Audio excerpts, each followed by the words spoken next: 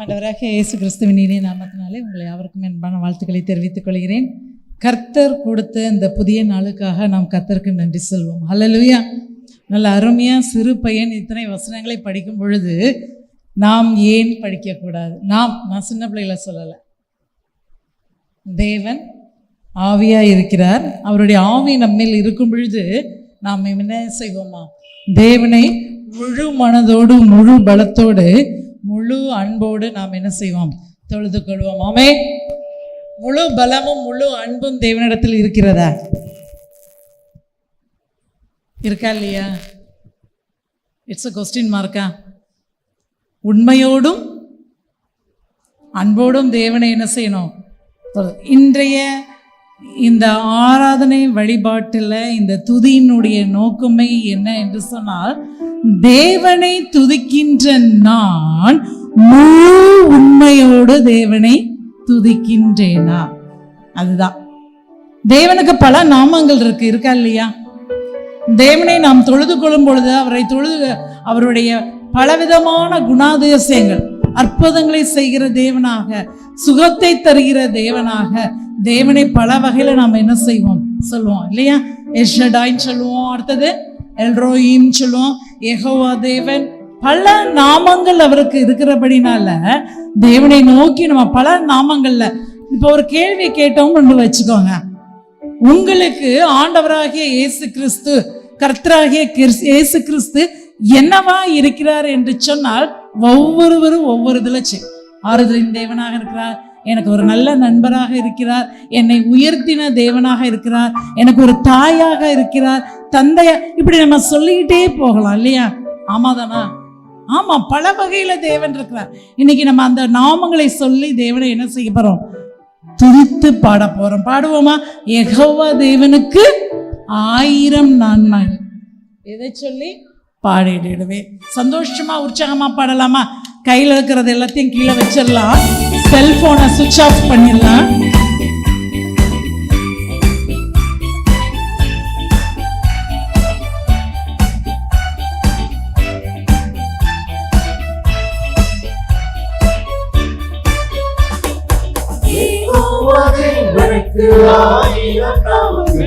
இதை சொல்லி பாடிடுவேன். கத்த செய்த நன்மைகள் 1000 கரம் தட்டி பாடிடுவேன். யெகோவா தேவனுக்கு 1000 நாமங்கள், இதை சொல்லி பாடிடுவேன். கத்த செய்த நன்மைகள் 1000 கரம் தட்டி பாடிடுவேன். யெகோவா ஷாலோம், யெகோவா ஷம்மா, யெகோவா ருவா, யெகோவா ரஃபா, யெகோவா ஷாலோம், யெகோவா ஷம்மா, யெகோவா ருவா, யெகோவா ரஃபா. யெகோவா தேவனுக்கு 1000 நாமங்கள், இதை சொல்லி பாடிடுவேன்.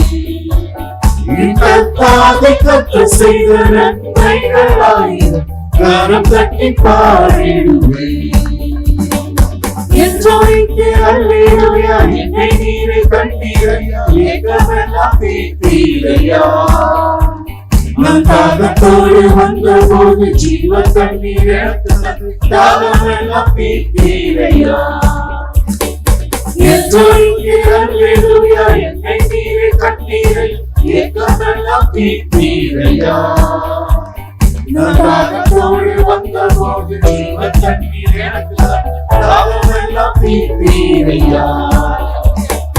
யெகோவா ஷாலோம், யெகோவா ஷம்மா, யெகோவா ருவா, யெகோவா ரஃபா, யெகோவா ஷாலோம், யெகோவா ஷம்மா, யெகோவா ருவா, யெகோவா ரஃபா.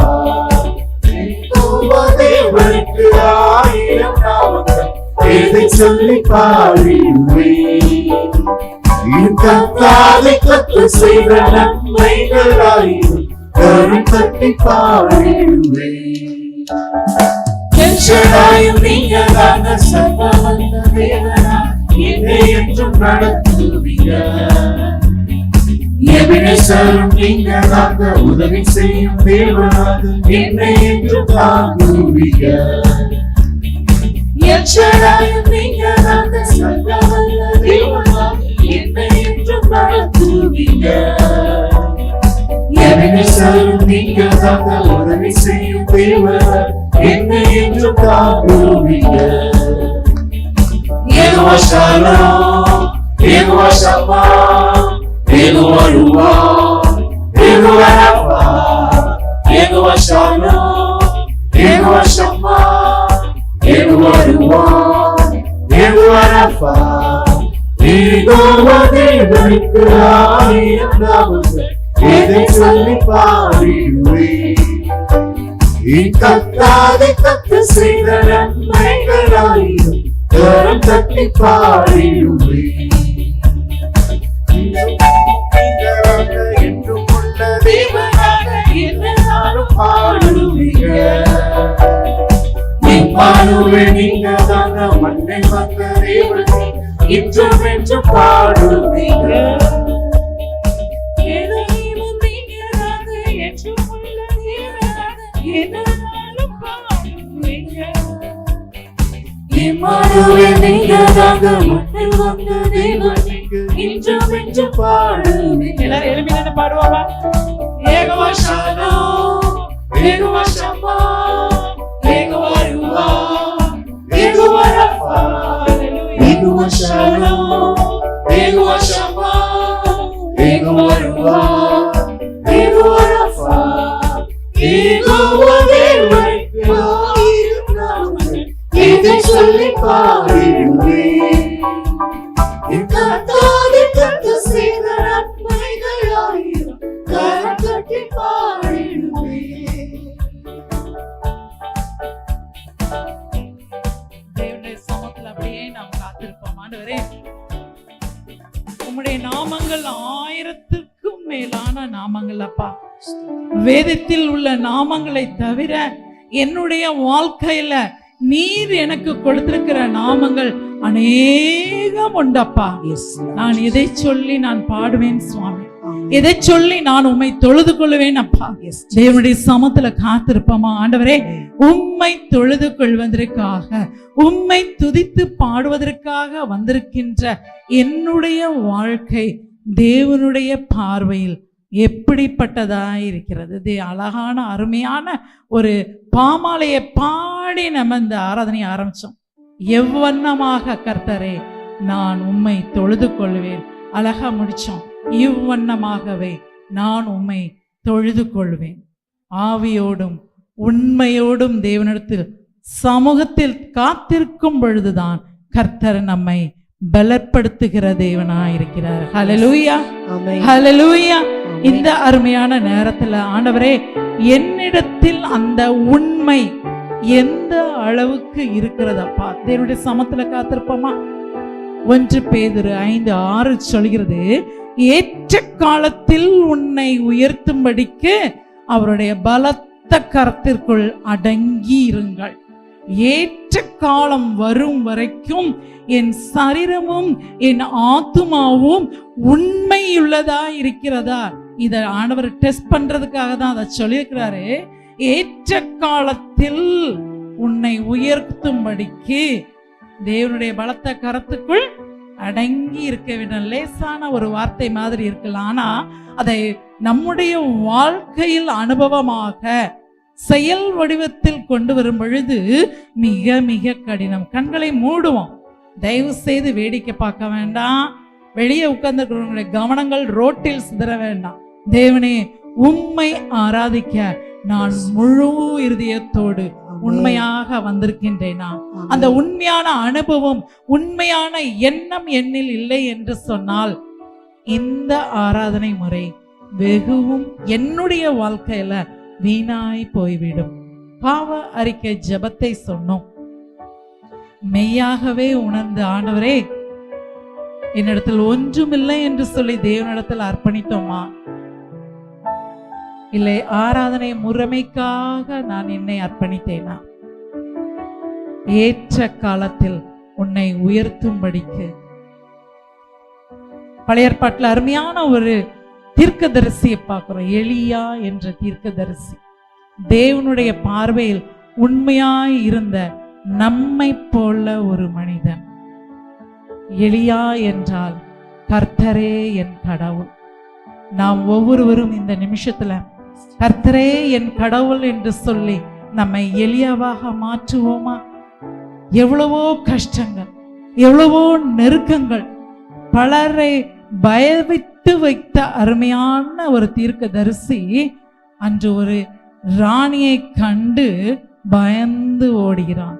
எசபேலை கண்டு பயந்து பயந்து ஓடி ஊருக்கு அப்பாலே ஒரு இடத்துல போய் நின்றானாம். கிறிஸ்துவுக்குள் பிரியமானவர்களே, ஒரு நிமிஷம் நம்மை அறைந்து பார்ப்போம். எத்தனை காரியங்களுக்காக நம்மை ஒதுக்கி கொண்டு வாழ்கின்றோம், எத்தனை காரியங்களுக்காக நாம் பயந்து வாழ்ந்து கொண்டிருக்கின்றோம். ஆண்டவரே, நான் உண்மை முழு இருதயத்தோடு உண்மையாக நான் சேவிக்கின்றேனே, எனக்கு இந்த பயம் தேவையா? என்னை பலப்படுத்தும் ஆண்டவரேன்னு சொல்லி கேட்போமா? ஆண்டவரே, என்னை பலப்படுத்தும் அப்பா, ஆவையோடும் உண்மையோடும் உம்மை தொழுது கொள்ள எனக்கு பலன் தாரும் சுவாமி கேட்போமா? ஆண்டவரே, எனக்கு இறங்கும் சுவாமி, எனக்கு இறங்கும் அப்பா, உண்மையை எனக்கு தாரும், உண்மை தன்மையை எனக்கு தாரும் சுவாமின்னு சொல்லி கேட்போமா? எத்தனை நேரத்துல அநேகர் இருக்கிறோம், நல்ல வேதம் வாசிப்போம், ஜெபிப்பதில் நேர்த்தியான ஜெப வார்த்தைகள், அநேக வசனங்கள் எல்லாம் இருந்தாலும் என்னுடைய பிராக்டிக்கல் லைஃப்ல என்னுடைய செயல்பாடுகள் எப்படியாக இருக்கிறது? கொஞ்சம் யோசித்து பார்ப்போமா? சின்ன சின்ன காரியத்திலையும் பெரிய பெரிய வார்த்தைகள், சின்ன சின்ன காரியத்திற்காகவும் எவ்வளவோ பெரிய காரியங்கள் நிறைய சொல்லலாம். கடந்த வாரத்துல ஒரு அருமையான ஒரு அடலசன் மகன் என்னிடத்துல ஒரு எனக்கு ஆறுதல் வேண்டும் அப்படின்னு சொல்லி வந்து நின்னான். என்னப்பா, என்ன வேணும்? இன்னைக்கு அநேகரோட நிலை அதான். எனக்கு கம்ஃபர்ட் ஜோன் ஃபேமிலியில இல்ல, என்னுடைய ஃப்ரெண்ட்ஸ் மத்தியில எனக்கு ஒரு ஆறுதல் இல்ல, எங்க வீட்டுல எங்க அப்பாவும் அம்மாவும் உயர்ந்த பதவியில இருக்கிறாங்க. டென்ஷன் என்று சொன்னால் எங்களிடத்துல தான் வந்து கேட்டுறாங்க.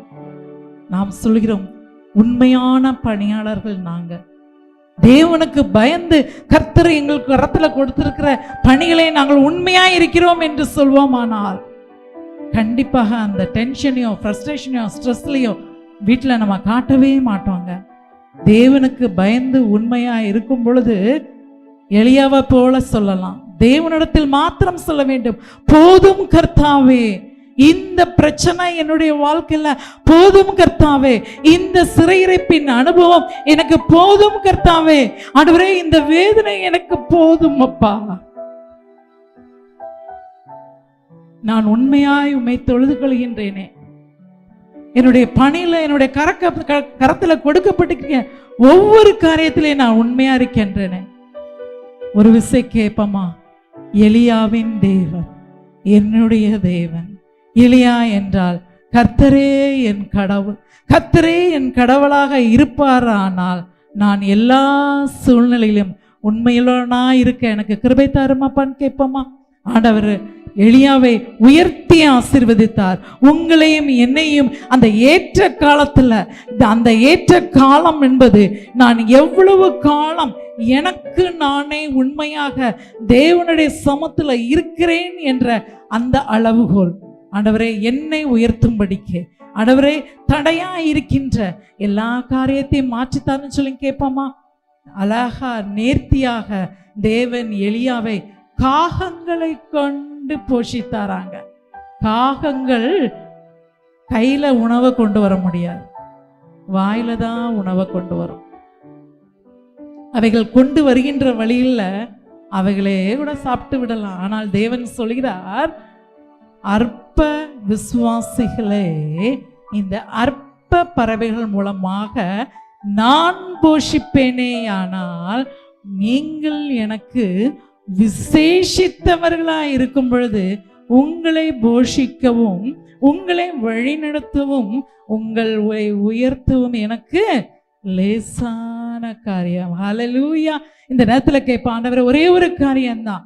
எலியா எந்த இடத்திலும் உண்மையா இருந்தது போல நானும் உண்மையா இருக்க எனக்கு கற்றுத்தருமாப்பா. ஏன் என்று சொன்னால் பிரச்சனைகள் வரலாம், சோதனைகள் வரலாம், எனக்கு கிடைக்க வேண்டியது இல்லாமே போகும் என்ற காலகட்டங்கள் கூட வரலாம். ஆனால் எலியாவை வழிநடத்தி வந்த தேவன் வனாந்தரத்திலே வழிநடத்தி வந்து வரும்போது எல்லா கஷ்டங்களையும் தாங்கிக் கொள்ள பலன் தந்தது போல எனக்கும் தருவார். ஆமென்.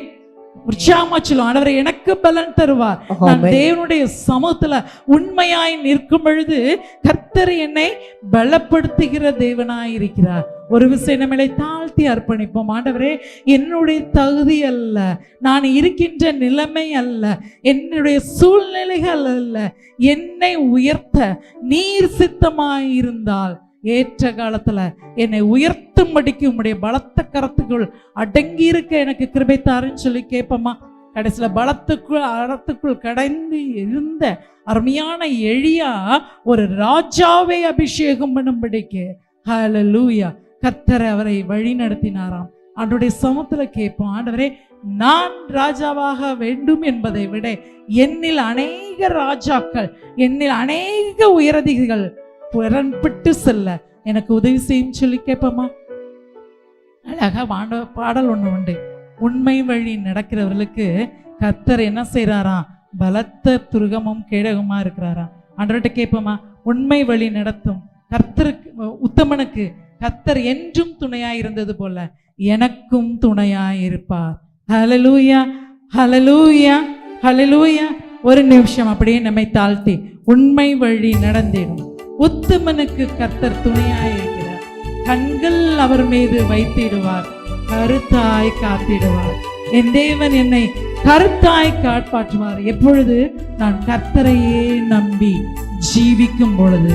கர்த்தரை நம்பிங்கிற வரத்துல உண்மை என்பது மறைபொருளாய் இருக்கிறது. உண்மை வழி நடந்திடும் உத்தமனுக்கென்றும் கர்த்தர் துணை. உண்மை வழி நடந்திடும் உத்தமனுக்கென்றும் கர்த்தர் துணை. கண்களவரே கருத்தாய் ஆண்டவரே, நீர் என்னை கண்ணோக்கி பாரும். கண்களவர் மீது வைத்திடுவார், கருத்தாய் காத்திடுவார். நம்பி ஜீவிக்கிற என்னுடைய கவலைகள், என்னுடைய கஷ்டங்கள், எனக்கு இருக்கின்ற தடைகள் எல்லாவற்றையும் மாற்றித்தாருன்னு சொல்லி கேட்போம். தேர்வுக்கு நேராய் காத்திருக்கின்ற அருமையான பிள்ளைகள், ஆண்டவரே எனக்குள்ள இருக்கிற பயத்தை எடுத்து போடும் சுவாமி சொல்லி கேட்போமா. கைவிடா காத்திடும் பரமனே, கரங்களை நாம் பற்றிக் கொள்வோம். நீதிமானின் சிரசின் மேல் நித்திய ஆசீர்வாதம் நீதிமானின் சிரசின் மேல் நித்திய ஆசீர்வாதம் கிருபை நன்மைகள் தொடருமே, கேட்பது கிடைக்குமே. கிருபை நன்மைகள் தொடருமே, கேட்பது கிடைக்குமே. கர்த்தரையோடு பாடுவாரே, நான் கேட்டது கிடைக்கும் சுவாமி. உம்மை மாத்திரம் கஷ்டங்கள் தீர்ந்திடும், கைவிடா காத்திடும் பரமனே, கரங்களை நாம் பற்றிக் கொள்வோம். கைவிடா காத்திடும் பரமனே, கரங்களை நாம் பற்றிக் கொள்வோம். தேவனிடத்தில் நம்பிக்கையை வைத்தானா ஒரு விஷயம் நம்மை நம் சரீரத்தையும் புதுப்பித்த நாம், ஆண்டவரே என்னை முழுமையாக உமக்கு அர்ப்பணிக்க நல்லப்பா. நான் அல்ல, எனக்குள் இருக்கும் ஆவியானவர் எல்லா சூழ்நிலையிலும் என்னை மேற்கொள்ளும்படியாய் நான் கெஞ்சுகிறேன் சுவாமின்னு சொல்லி முழுமையாக தேவனோட சமத்தில் அர்ப்பணிப்போமா? கர்த்தர் நம்மை மேற்கொள்ளாவிட்டால் நமக்குள் இருக்கின்ற சுய நீதி நம்மை மேற்கொண்டு நம்மை வெறுமையாக்கி வைத்து விடுமாங்க. இன்னைக்கு பலருடைய சூழ்நிலை அதான். நான் உண்மையா இருக்கிறேன், என்னுடைய சுய நீதி என்னுடைய வளர்ச்சிக்கு தடையா இருக்கிறது. தேவனுக்குள் உண்மையாய் இருக்கும் பொழுது, தேவனுடைய ஆவியானவர் என்னை மேற்கொள்ளும் போது, தேவனுடைய ஆவியானவர் என்னை முழுமையாக நிரப்பி ஆளுகை செய்யும் பொழுது மாத்திரமே இந்த உலகத்தின் எல்லா வேதனைகளையும் எல்லா நெருக்கங்களையும் சிறையிறப்பின் அனுபவத்தோடு நம்ம நிற்கிறோமா, எல்லாவற்றையும் மேற்கொள்ள முடியும். ஆண்டவரே, என்னை முழுமையாக உம்முடைய சமூகத்தில் அர்ப்பணிக்கிறேன் அப்பா. இந்த அர்ப்பணிப்பு என்னுடைய வாழ்க்கையில ஒவ்வொரு நாளும் வரணும் சுவாமி. எப்பேற்பட்ட சூழ்நிலையிலையும் நான் என்னை இழந்து போகாதபடிக்கு தேவனுடைய ஆவியானவர் என்னை மேற்கொள்ள வேண்டும் சொல்லி தேவனுக்கு உகந்த பலியாய் இந்த உடலையும் சரீரத்தையும் ஒப்பு கொடுப்பாமா? உமக்கு உகந்த தூய பலியாய் இந்த உடலை நான் ஒப்பு கொடுக்கிறேன் சுவாமி. ஆட்கொண்டு என்னை நடத்தும் ஐயா, அபிஷேகத்தாலே என்னை நிரப்பியும் ஐயான்னு சொல்லி அன்பருடைய நேசருடைய முகத்தை தேடி நம்ம ஓடுமா? தேவன் நம்மை பார்த்து கொண்டே இருக்கின்றார். ஹல்லேலூயா, ஹல்லேலூயா.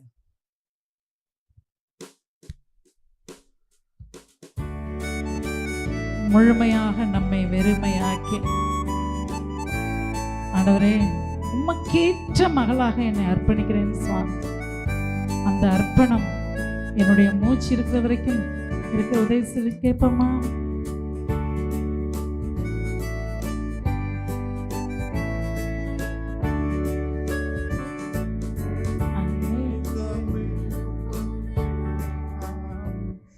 என் இதய துடிப்பாக மாற்றும் உந்தன் நேக்கம் விருப்பமெல்லாம் என் இதய துடிப்பாக மாற்றும் என் ஜீவனாட்களெல்லாம் ஜெப வீரனென்ற என் ஜீவனாட்களெல்லாம் ஜெப வீரனென்று எழுதும். ஆராதனை ஆராதனை ஆராதனை ஆராதனை ஆராதனை ஆராதனை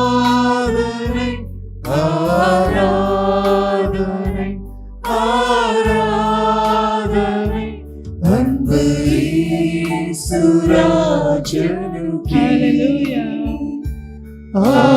ஆவியான தேவனுக்கே அன்பு இயேசுராஜனுக்கே.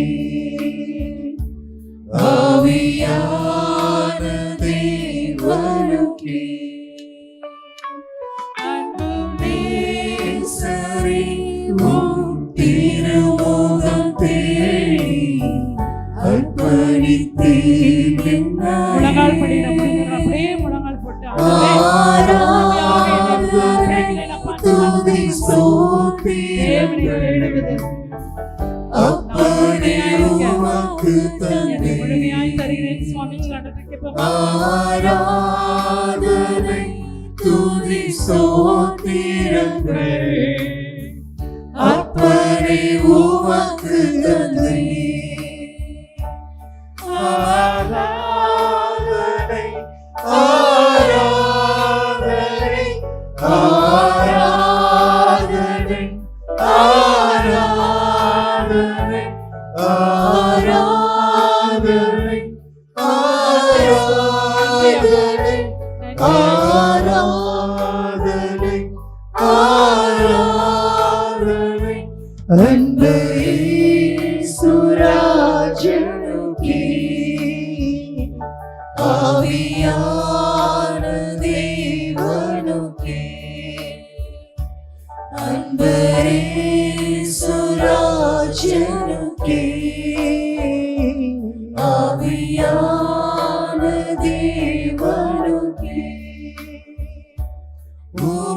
துகந்த தூய பலியாய் இந்த உடலை ஒப்பு கொடுத்தேன். முழு மனதுடன் சொல்லுவோம், உமக்கு உகந்த தூய பலியாய் என்னை முழுமையாக ஒப்பு கொடுக்கிறேன். ஒப்பு கொடுத்தேன். ஆட்கொண்டு என்னை நடத்தும் அபிஷேகத்தாலே நிரப்பும். ஆமென் சுவாமி. என்னை முழுமையாக ஆட்கொள்ளும் அப்பா. என்னை நிரப்பும் சுவாமி. உம்முடைய அபிஷேகத்தால என்னை நிரப்புமையாய் என்று கேட்கிறோம். உண்மையான உம்மிடத்தில் உம்முடைய முகம் தேடாதே. ஆராதனை ஆராதனை ஆராதனை ஆராதனை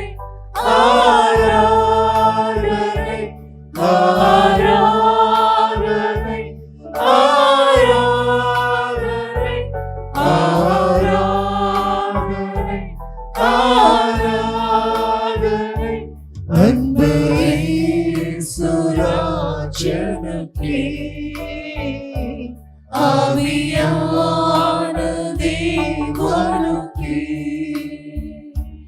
அன்பே சுராஜனுக்கே ஆவியான தேவனுக்கே. அன்பின் பரம தகப்பனே, என்னுடையதெல்லாம் உண்மையான மனதோடு ஆண்டவரே உம்மிடத்தில் நான் ஒப்பு கொடுத்து விட்டேன் சுவாமி. எஸ்லா ஏற்ற காலத்துல என்னை உயர்த்தும்படிக்கு உம்முடைய பலத்த கரத்திற்குள் நான் அடங்கியிருப்பேன் ஐயா. ஏற்ற காலத்தில் என்னை உயர்த்தும்படிக்கு உம்முடைய பலத்த கரத்துக்குள் நான் அடங்கியிருப்பேன் ஐயா. உண்மையாய் முழு மனதோடு முழு படத்தோடு முழு ஆவியோடு சுவாமி உம்மிடத்துல என்னை ஒப்பு கொடுத்து நான் இந்த இடத்தை விட்டு செல்கிறேன் அப்பா. அடுத்த துதி ஆராதனைக்கு முன்பாக என் தேவன் எதுக்கு போதுமானவராய் இருந்தார் என்று சொல் அநேகருக்கு சாட்சியாயிருக்கும்படிக்கு ஆண்டவரே என்னை ஒப்பு கொடுத்திருக்கிறேன் அப்பா. என்னை ஏற்றுக்கொண்டு எங்கள் ஒவ்வொருவரையும் பலப்படுத்தி ஆசீர்வதிக்கும்படியாய் அருமை இரட்சகர் இயேசுவின் மூலம் கேட்கிறோம் நல்ல தகப்பனே. ஆமென். உண்மையின் உறைவிடமாம் அன்பின் ஆண்டவரே, உம்முடைய வார்த்தைக்காய் நாங்கள் காத்திருக்கிறோம். உம்முடைய வார்த்தை வல்லமை உடையது. உம்முடைய வார்த்தை ஜீவன் உள்ளது. உம்முடைய வார்த்தை மாற்றங்களை கொடுக்கக்கூடியது. அப்படிப்பட்ட வார்த்தைக்கு எங்கள் ஒவ்வொருவரையும் நாங்கள் அர்ப்பணிக்கிறோம். மீட்பர் இயேசு கிறிஸ்துவின் மூலமாய் ஜெபிக்கிறோம் ஜீவன் உள்ள அன்பின் ஆண்டவரே, ஆமென். ஆப்பிரிக்க காட்டு பகுதியில் மிக மனசோர்வோடு கூட ஒரு ஊழியர் நடந்து கொண்டு சென்றிருந்தாராம். ஏனென்று சொன்னால் அவருக்கு சுவிசேஷம் அறிவிப்பதற்கு அன்றைக்கு நபர்களே இல்லை. மிக மன வருத்தம், எப்படியாவது யாருக்காவது நான் ஆண்டவருடைய அன்பை சொல்ல வேண்டுமே. குறிப்பாய் அந்த இடத்தில் மிகவும் காட்டு மிராண்டி தனமான மக்கள் இருக்கின்ற பகுதி. ஆனாலும் ஆண்டவருடைய நாமத்தை பறைசாற்ற வேண்டும், ஆண்டவருடைய ஊழியத்தை செய்ய வேண்டும் என்கிற ஒரு ஆவல் அவருக்குள்ளே இருந்தது. அதோடு கூட மிக பெரிய மன வருத்தம் அவருக்குள்ளே இருந்தது. எப்படியாவது ஆண்டவருடைய அன்பை சொல்ல வேண்டும். இப்பொழுது ஆவியானவர் அவரோடு கூட பேச ஆரம்பித்தார். ஆவியானவர் எதை பேசினார் என்று சொன்னால், நீ எதை பார்க்கிறாய் என்று கேட்டார். அவர் காடுகளை சொன்னார், மரங்களை சொன்னார், நான் பார்க்கிறேன் என்று சொன்னார். அதோடு கூட இங்கே 20-25 மேலாக குரங்குகள் இருக்கிறது என்று சொன்னாராம். அப்பொழுது ஆவியானவர் சொன்னாராம், இந்த குரங்குகளுக்கு நீ சுவிசேஷம் சொல்லு என்று சொன்னாராம். இவர் சிரித்தாராம். இந்த குரங்குகளுக்கு ஏன் சுவிசேஷம் சொல்ல வேண்டும்? அவருக்குள்ளே இன்னும் கொஞ்சம் மன வருத்தம் ஆகிவிட்டதாம். ஆட்கள் இல்லை என்று சொன்ன உடனே ஆவியானவர் இப்படி சொல்லிட்டாரே, எனக்கு என்ன செய்யணும்னு தெரியல, குரங்கு கிட்ட போய் பேச சொல்றாரு, குரங்குக்கு எப்படி புரியும் அப்படின்னு சொல்லி அவர் யோசிச்சுட்டு இருந்தாராம். ஆனாலும் ஆவியானவர் திரும்ப திரும்ப பேசினாராம், நீ குரங்குகளிடம் பேச வேண்டும், குரங்குகளிடம் ஆண்டவருடைய வார்த்தையை சொல்ல வேண்டும். இவர் ஒரு உண்மையுள்ள ஊழியக்காரராக இருக்கிறதுனால ஆண்டவருடைய சத்தத்தை கேட்டார். சரி ஆண்டவரே, நான் சொல்லுகிறேன் அப்படி என்று சொல்லி ஆண்டவருடைய சுவிசேஷத்தை இந்த குரங்குகளுக்கு சொன்னாராம். குரங்குகள் கேலி பண்ணி கொண்டிருந்ததாம், சேட்டை பண்ணி கொண்டிருந்ததாம், கவனிக்கவே இல்லையாம். ஆனாலும் இவர் தன்னுடைய வார்த்தையை நிறுத்தி கொள்ளவே இல்லை, சொல்லிக்கொண்டே இருந்தாராம். ஆண்டவருடைய வார்த்தையை தெள்ள தெளிவாக சொல்லினார். யோவான் 1:12 சொல்லுகிறார், அவருடைய நாமத்தின் மேல் விசுவாசம் உள்ளவர்களாகி அவரை ஏற்றுக்கொண்டவர்கள் எத்தனை பேர்களோ அத்தனை பேர்களுக்கும் தேவனுடைய பிள்ளைகளாக்கும்படி அதிகாரம் கொடுத்தார்னு சொல்லி அவர் சொல்லிட்டு இருக்கிறார். குரங்குகள்கிட்ட சொல்லிட்டு இருக்கிறார். அதை பார்க்கிறவர்களாக இருந்தால் நாம் எதை சொல்லி இருப்போம்? ஆனாலும் அவர் நிறுத்தி கொள்ளவே இல்லை. இப்பொழுது ஆல்டர் கால், கடைசி அர்ப்பணிப்பு நேரம். அந்த நேரத்தில் இவர் கண்களை மூடி உண்மையாக ஆண்டவரை ஜெபிக்க ஆரம்பித்தாராம் ஆண்டவரிடம். அப்படி ஜெபித்து கொண்டிருந்துட்டு கடைசியாக ஜெபத்தை முடித்துட்டு கண்களை திறந்தாராம். அதே பகுதியில ஒளிந்திருந்த 18 கருப்பின காட்டு மனிதர்கள் ஆண்டவரை ஏற்றுக்கொண்டு முழங்கால் படியிட்டு இருந்தார்களாம். ஹல்லேலூயா. அந்த பகுதியில் ஒளிந்து கொண்டிருந்த 18 மனிதர்கள், கருப்பின காட்டு மனிதர்கள் முழங்கால் படியிட்டு அழுது கொண்டிருந்தார்களாம். அப்பொழுதுதான் அவருக்கு தெரிந்ததாம் ஆண்டவர் ஏன் பேச சொன்னார் என்று சொல்லி. ஒருவேளை நம்முடைய வாழ்வில் நன்றி பெருக்கோடு இந்த ஆலயத்திற்கு நாம் வந்திருக்கலாம், அல்லது கலக்கமான இதயத்தோடு கூட நாம் இந்த ஆலயத்திற்கு வந்திருக்கலாம், அல்லது எதிர்பார்ப்போடு கூட வந்திருக்கலாம். ஆண்டவருடைய வார்த்தையை ரொம்ப அழகாக துதி ஆராதனையில போதகரமா சொன்னாங்க. கடவுள் ஆவியாய் இருக்கிறார், அவரை தொழுது கொள்ளுகிறவர்கள் ஆவியோடும் உண்மையோடும் அவரை தொழுது கொள்ள வேண்டும். இந்த வார்த்தை நன்றி பெருக்கோடு கூட வந்திருக்கிற நம்முடைய வாழ்வில் பேச முடியும். இந்த வார்த்தை கலக்கமுள்ள இதயத்தோடு கூட வந்திருக்கிற நம்முடைய வாழ்வில் பேச முடியும், அல்லது எதிர்பார்ப்போடு கூட வந்திருக்கிற நம்முடைய வாழ்வில் பேச முடியும். ஆகையால் இந்த வார்த்தைக்கு நாம் செவி கொடுத்து வேதாகமத்தை எடுத்தவர்கள் நாம் எடுத்து வைத்துக் கொள்வோம். கர்த்தருக்கு பிரியமானவர்கள் யார்? இந்த மாதத்துல நமக்கு கொடுத்திருக்கிற ஒரு அருமையான தலைப்பு என்னன்னு சொன்னா, உண்மையாய் ஒளி வீசுவோம். அதாவது உண்மையின் ஒளி வீசுவோம். உலகத்தில் எந்த மனுஷனையும் பிரகாசிப்பிக்கிற ஒளியே அந்த மெய்யான ஒளி. இந்த உலகத்துல நிறைய ஒளியை குறித்து பேசலாம், ஆனால் அதெல்லாம் ஒளி அல்ல. நம்மை பிரகாசிப்பிக்கிற ஒளி ஒன்று இருக்கிறது, அதுதான் உண்மையின் ஒளியாகிய ஆண்டவராகிய இயேசு கிறிஸ்து. ஆண்டவரை நாம் சந்திக்கும் போது ஆண்டவர் நம்முடைய வாழ்வில் மிகப்பெரிய தாக்கத்தை ஏற்படுத்துகிறார். அவர் நம்முடைய வாழ்வில் உண்மைக்கு காரணராக இருக்கிறார். கர்த்தர் உண்மை உள்ளவராய் இருக்கிறார். அப்படிப்பட்ட உண்மையான தெய்வத்தை உண்மையாக நாம் வணங்கும் போது கர்த்தருக்கு எது பிரியமாய் இருக்கிறது? பைபிள் வைத்திருக்கிற எல்லாருமே எடுத்துக்கலாம். நீதிமொழிகள் 12வது அதிகாரம் 22வது வசனத்தை நம்ம வாசிக்கலாமா? நீதிமொழிகள் 12:22.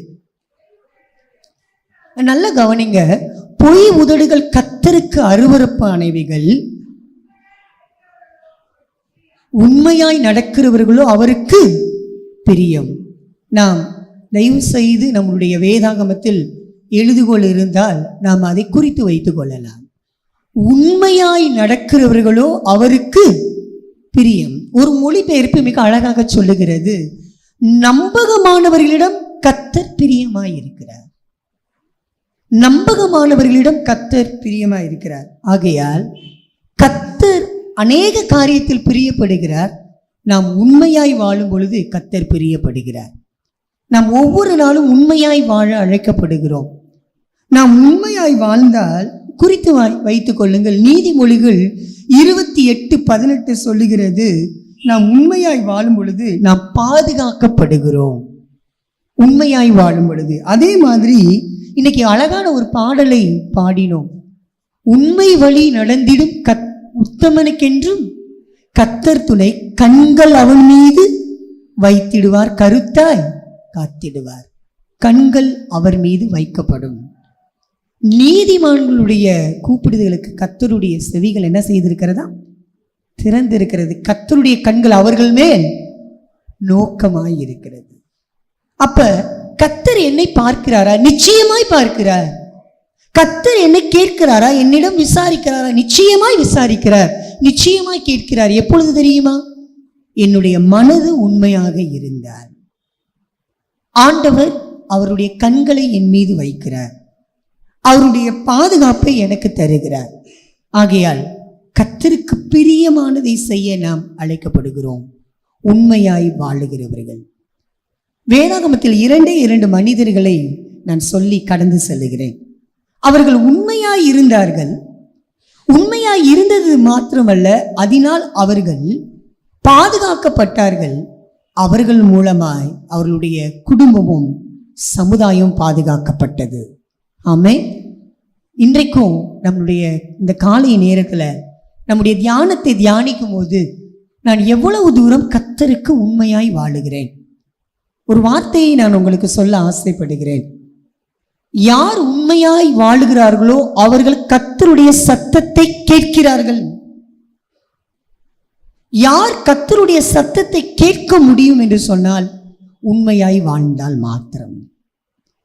ஆகையால் உண்மை, ட்ரூத், ஆண்டவர் நம்மிடம் பிரியப்படுவது, ஆண்டவர் நம்மிடம் விரும்புவது. இந்த காலை நேரத்தில் ஆண்டவரே, இந்த நேரத்தில் நாங்கள் உண்மையாய் வாழ எங்களை அர்ப்பணிக்கிறோம் என்று சொல்லி இந்த சத்தத்தை கேட்கலாம். முதலாவது, நம் அனைவருக்கும் தெரிந்தவர் ஆதியாகமம் 9ஆம் அதிகாரம் 6ஆம் அதிகாரம் 9வது வசனத்தை எடுத்தவர்கள் சத்தமாய் வாசிக்கலாம். ஆதியாகமம் 6வது அதிகாரம் 9ஆம் வசனம். நல்ல கவனிங்க. நோவா தன் காலத்திலே இருந்தவர்களுக்குள்ளே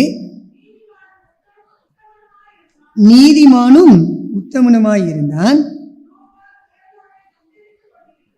நோவா தேவனோடு கூட சஞ்சரித்து கொண்டார்.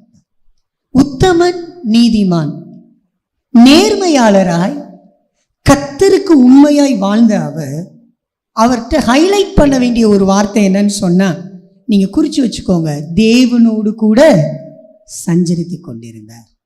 நாம் உண்மையாய் வாழ வேண்டும் என்று சொன்னால் தேவனோடு கூட நடந்த நோவா. முதல் தலைப்பு அதுதான், தேவனோடு நடந்த நோவா. இன்னைக்கு நம்முடைய காரியங்கள் யாரிடம் ஒப்படைக்கப்படுகிறது? நாம் யாரிடம் அதிகமாக பழகுகிறோம்? யாரிடம் அதிகமாக நம்முடைய வார்த்தைகளை கொட்டுகிறோம்? நம்முடைய உணர்வுகளையும் நம்முடைய அனைத்து காரியங்களையும் யாரிடம் சொல்லுகிறோம் என்பது மிக மிக முக்கியமானது. ஆனால் நோவா மிக அழகாக வார்த்தை சொல்லுகிறது.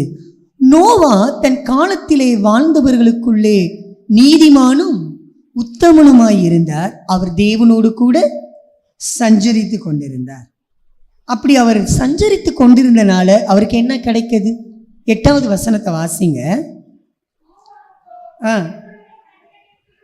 நோவாவுக்கோ கர்த்தருடைய கண்களில் கிருபை கிடைத்தது.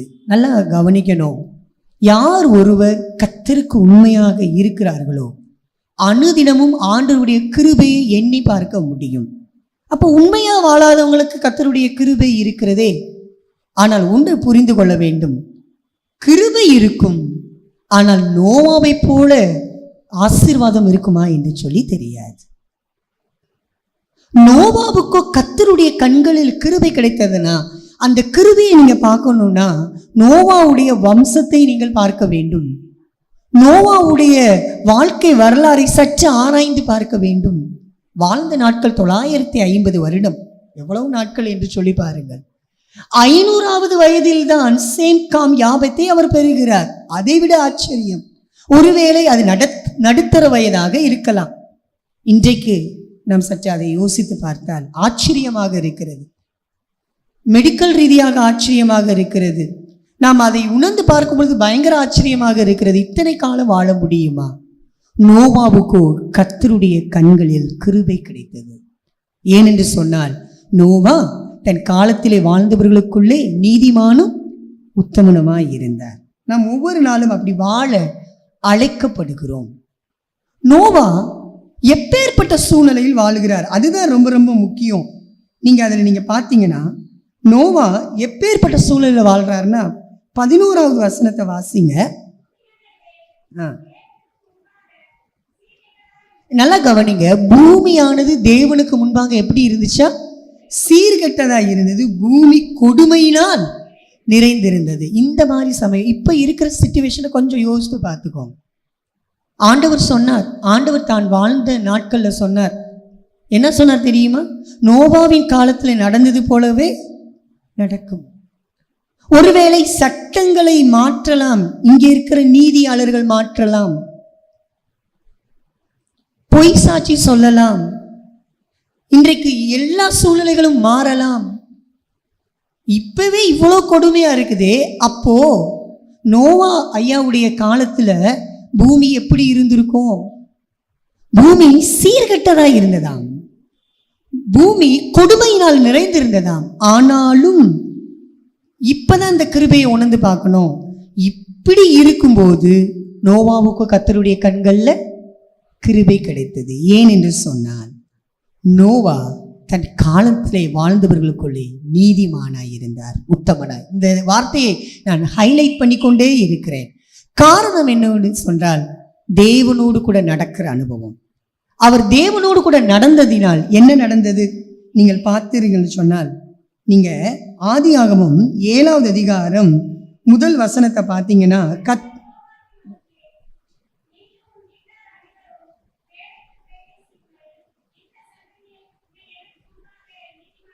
அந்த கடைசி வார்த்தையை சற்று கோடிட்டு வைத்துக் கொள்ளுங்கள். இந்த இதுல சந்ததியில உன்னை எனக்கு முன்பாக எப்படி பார்த்தேன்? நீதிமானாக பார்த்தேன், உண்மையுள்ளவனாக பார்த்தேன். ஒருவேளை நம்முடைய குடும்பத்துல நம்ம எப்படி இருக்கிறோம்?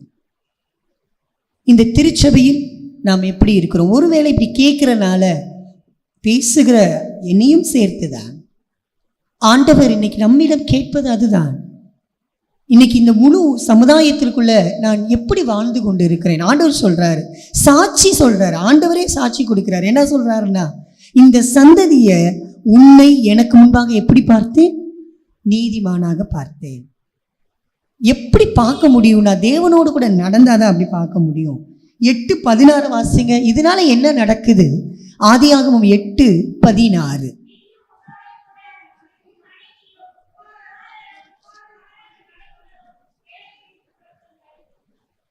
பேழையை விட்டு புறப்படுங்கள். அப்ப பேழை இருந்தாதான் அவங்க புறப்பட முடியும்.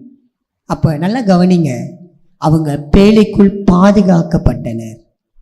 நம்முடைய குடும்பம் பாதுகாக்கப்பட வேண்டும், நம்முடைய திருச்சபை பாதுகாக்கப்பட வேண்டும். இன்னைக்கு கொஞ்சம் யோசித்து பாருங்க, இப்ப நடக்கிற ஒவ்வொரு நியூஸுமே நம்மளுடைய பிள்ளைகளை, சிறு பிள்ளைகளை கூட நம்பி வெளியில் அனுப்ப முடிகிறதா? பிள்ளைகள் மாத்திரம் இல்லை, பையன்களையும் தான் இன்னைக்கு நம்பி அனுப்ப முடியுமா? என்ன நடந்து கொண்டு இருக்கிறது? முழு உலகமும் மாறிக்கொண்டிருக்கிறது. எங்கே சென்று கொண்டு இருக்கிறோம் என்று தெரியவில்லை. குட்டி குழந்தைக்கு ஏற்படுகிற வன்கொடுமைகள். அப்போ ஆண்டவர் சொல்றாரு, உன்னை நீதிமானாக கண்டேன். நோவாவுக்கு கர்த்தருடைய கண்களில் கிருபை கிடைத்தது. அதிநிமித்தமாக பேழைக்குள் முழு குடும்பமாக பிரவேசித்தார்கள். காரணம் என்னவென்று தெரியுமா? தன்னுடைய பிள்ளைகளை பரிசுத்தமாக வளர்த்தார், தேவனோடு கூட நடந்ததினால். அந்த உண்மை பரிசுத்தத்துக்கு நேராக அவரை நடத்தி செல்லுகிறது. இன்றைக்கு நாம் உண்மை உள்ளவர்களாய் இருந்தோம் என்று சொன்னால் நாம் சற்று தற்பரிசோதனை செய்து பார்க்க வேண்டும். என்னுடைய பரிசுத்தத்தின் அளவு என்ன? என் பிள்ளைகளை எப்படி நான் உருவாக்குகிறேன் பரிசுத்தத்தில்? கொஞ்ச நாளைக்கு முன்னாடி நோவாவுடைய கல்லறை கண்டுபிடிக்கப்பட்டது. ஷைலா, நோவாவுடைய மனைவி பெயர் என்ன? ஷைலா. அப்ப 950 வருடம் வாழ்ந்த நோவாவோடு கூட இணைந்து மனைவியும் வாழுகிறார்கள். மனைவியையும் பரிசுத்தமாக அவர் கொண்டு செல்லுகிறார், தன்னுடைய பிள்ளைகளையும் பரிசுத்தமாக நடத்துகிறார். ஆண்டவர் சொல்லி இருப்பாரு, இதுதான் கிருபை. கிருபை என்ன செய்யுதுன்னா, அவரை மட்டும் பாதுகாக்கல, கிருபை கூட இருந்த மனைவியும் பாதுகாக்குது. அந்த கிருபை பிள்ளைகளையும் பாதுகாக்குது. அவரின் மூலமாக, அந்த குடும்பத்தின் மூலமாக ஆண்டவர் வரலாற்றை நகர்த்த ஆரம்பிக்கிறார். இன்றைக்கு நம் மூலமாக மிகப்பெரிய வரலாறு உருவாக வேண்டும்.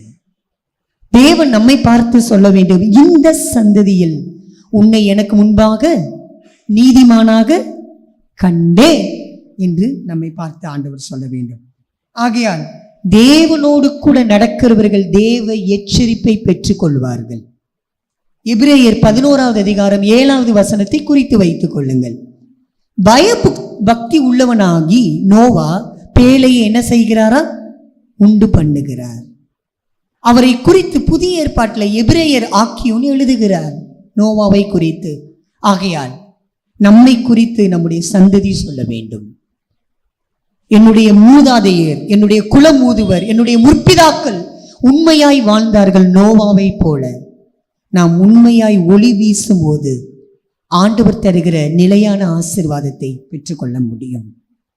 அடுத்ததாக தீமையை விட்டு விலகின யோபு. முதலாவது தேவனோடு கூட நடந்த நோவா, தீமையை விட்டு விலகின யோபு. யோபு 1வது அதிகாரம் 1வது வசனத்தை எடுத்தவர்கள் சத்தமாய் நாம் வாசிக்கலாம். நல்லா கவனிங்க. யோபு என்னும் பெயர் கொண்ட ஒரு மனிதன் இருந்தான். அந்த மனிதன் உத்தமன், சன்மார்க்கன். திருவிவிலியத்துல புதிய மொழிபெயர்ப்புல இப்படி எழுதியிருக்கிறது, அவர் மாசற்றவராய், அவர் நேர்மையாளராய், தீமையை வெறுத்து வாழ்ந்தார். தீமையை வெறுத்து வாழ்ந்தார். இரண்டாவது, உத்தமனாய் இருக்கிறவர்கள், மாசற்றவர்களாய் இருக்கிறவர்கள், உண்மையாய் வாழ ஆசைப்படுகிறவர்கள், உண்மையாக இருக்கணும்னு சொல்லி வாஞ்சை உள்ளவர்கள் எப்படி இருப்பார்கள் தெரியுமா?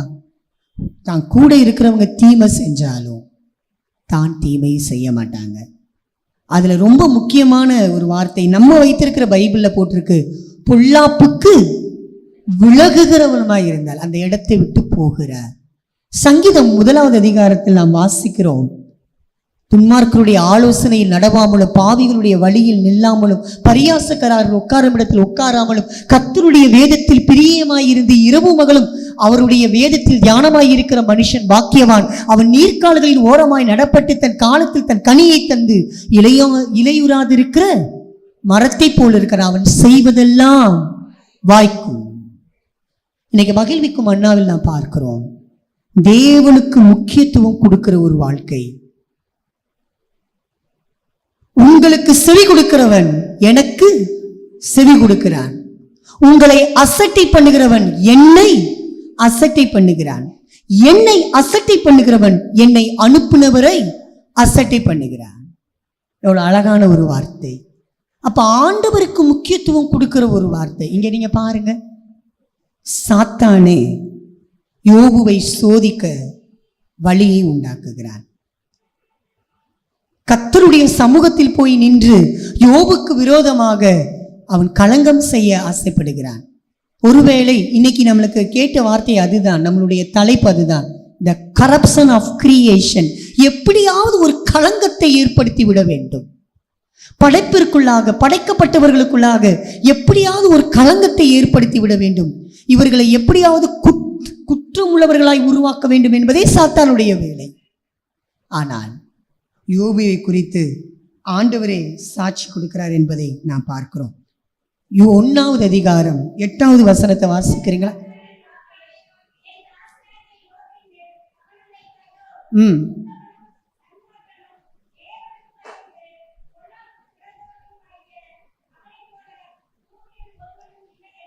நீங்க நல்லா கவனிங்க. ஒருவேளை இந்த பகுதியை எலிகு எழுதியிருக்கலாம் அல்லது யோபு எழுதியிருக்கலாம்னு சொல்றாங்க. இங்க நீங்க பாருங்க, ஆரம்பிக்கும் போது ஒருவேளை மனிதருடைய சாட்சி இருக்கலாம்.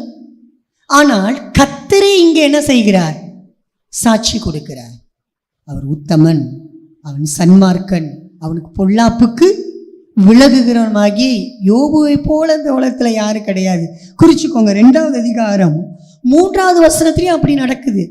எப்பேற்பட்ட சூழ்நிலையில நடக்குதுன்னு சொன்னா, ஒட்டகம், சரிங்களா, ஆடுகள். அவர்கிட்ட இருந்த எல்லாமே போகுது. 7000 ஆடுகள், 3000 ஒட்டகங்கள், 500 ஏர் மாடுகள் அவரை விட்டு போகிறது. தன்னுடைய பிள்ளைகள் மரிக்கிறார்கள். ஆனாலும் யோபு தன்னுடைய உத்தமத்தை விட்டு விலகவில்லை. யோபு தன்னுடைய மாசற்ற குணத்தை விட்டு விலகவில்லை. யோபு அவர் தீமை விட்டு விலகியே இருந்தார். அதுல ரொம்ப ஒரு குவாலிட்டியான வார்த்தையை இன்னைக்கு நம்ம பார்க்க போறோம். அதை பார்த்து தான் இன்னைக்கு ஜெபிக்க போறோம். இன்னைக்கு கொஞ்சம் யோசித்து பாருங்க, நமக்கு ஏதாவது ஒண்ணு நடந்துட்டா எப்படி இருக்குது? நம்ம கூட இருக்கிறவங்க நம்மளை பார்த்து என்ன சொல்லுவாங்க? இந்த உண்மை உண்மை உண்மை என்கிற வார்த்தையை நாம் பயன்படுத்துகிறோம். ஜெயகாந்தன் சொல்லி ஒரு ரைட்டர் சொல்லுவார். என்ன சொல்லுவாருன்னா, வளைந்து பழக்கப்பட்ட சமுதாயத்தில் ஒருத்தவன் நேரா நடந்தா அவன் முட்டாளாகத்தான் தெரியவா. இன்னைக்கு ஒரு கூட்டம் வந்து வளைந்து கொடுத்துட்டே போயிட்டு இருக்கும் போது, ஒருத்தவங்க உண்மையா வாழும்போது அவங்களுக்கு நிறைய கேலி பேச்சுகள் வரும். நோவாவுக்கு அப்படித்தான் இருந்திருக்கும்.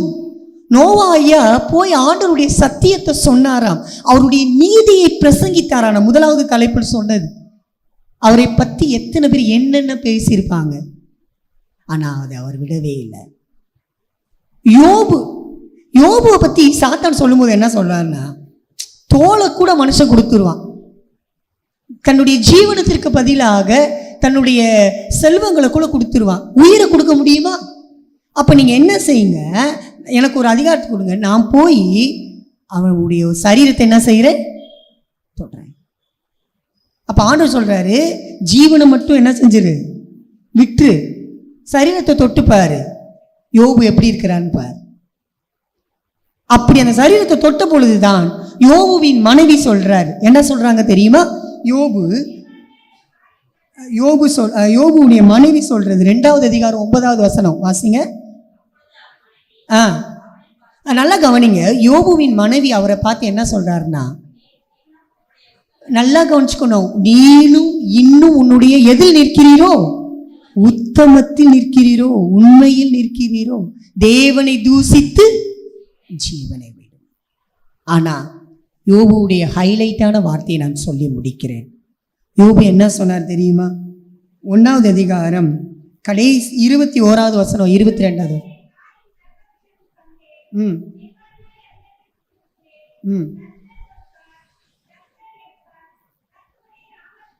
உண்மையுள்ளவர்கள் சொல்வார்கள், கர்த்தர் கொடுத்தார், கர்த்தர் எடுத்தார், கர்த்தருடைய நாமத்திற்கு ஸ்தோத்திரம். அடுத்த வார்த்தையை பாருங்க.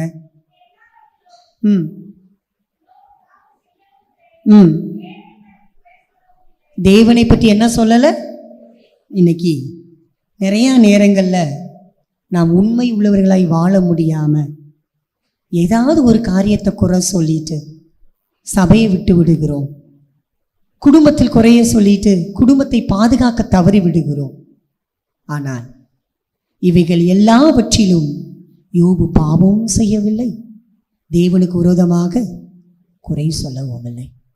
ஆகையால் தேவனோடு கூட நடந்த நோவாவை போல, தீமை விட்டு விலகின யோபுவை போல நாம் வாழ்வோம். உத்தமனுக்கு என்றென்று கர்த்தர் துணை. இப்படிப்பட்ட வார்த்தைகளாலே ஆண்டவர் நம் ஒவ்வொருவரையும் ஆசீர்வதிப்பாராக. ஆண்டவருக்கே மகிமை உண்டாவதாக. ஆண்டவரே, இந்த மாதத்தின் கடைசி ஞாயிற்றுக்கிழமையிலும் தேவனுடைய பிள்ளைகளோடு சேர்ந்து கர்த்தருடைய ஆலயத்திற்குள் உம்முடைய மிகுந்த கிருபையினால் பிரவேசித்து உண்மையோடும் உத்தமத்தோடும் ஆராதிக்க நீர் எங்களுக்கு கொடுத்த நல்ல வாய்ப்புக்காக உமக்கு நன்றி ஐயா என சொல்லி நாம் ஆண்டவருக்கு நன்றி செலுத்துவோம்.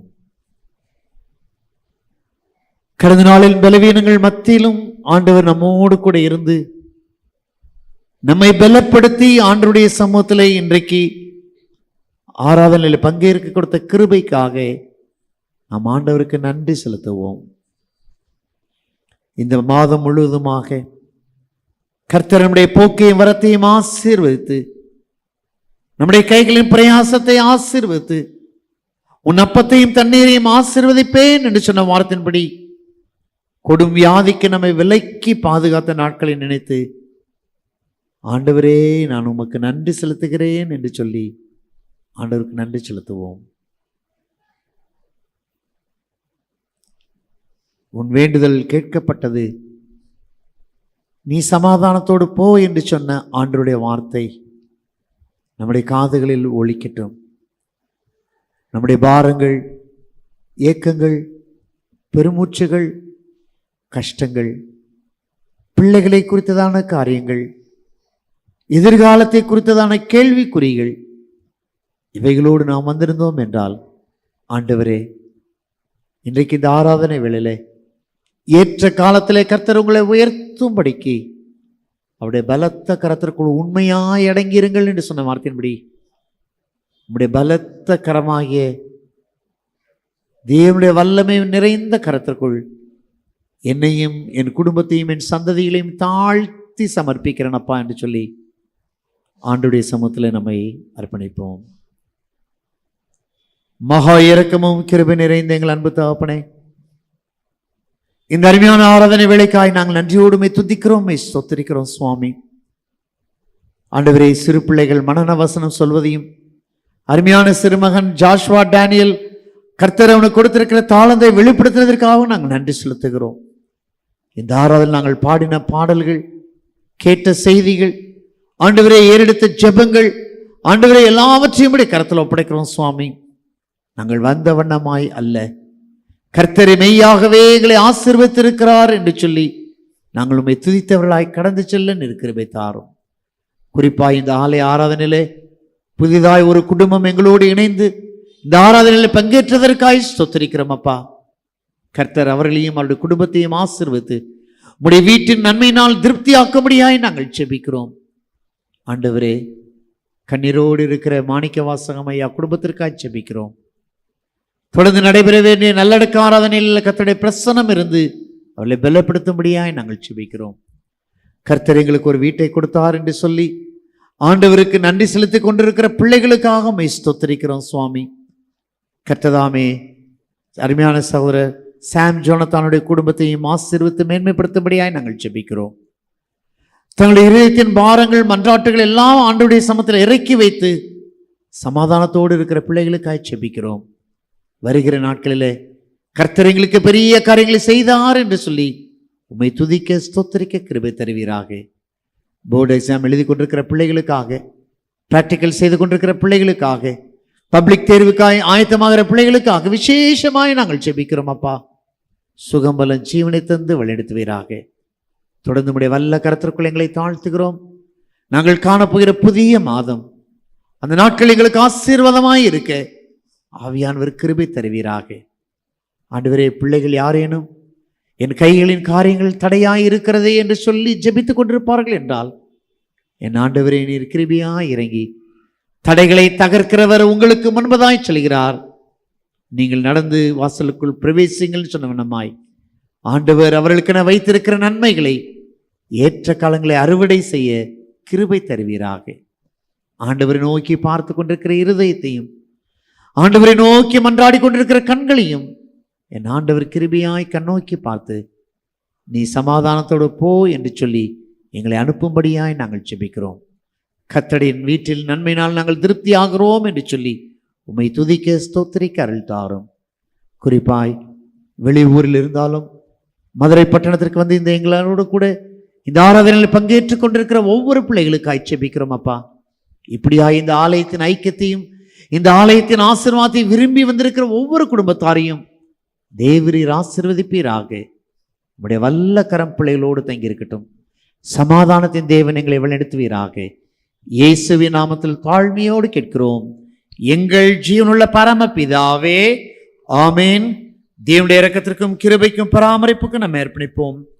நம்முடைய கர்த்தராயிருக்கிற இயேசு கிறிஸ்துவின் கிருபையும் பிதாவாயிருக்கிற தேவனுடைய அன்பும் பரிசுத்த ஆவியானுடைய அன்பினைக்கும் ஆசீர்வாதமும் உங்கள் அனைவரோடு கூட இன்றும் என்றும் சதா காலங்களிலும் நிலைத்திருப்பதாக.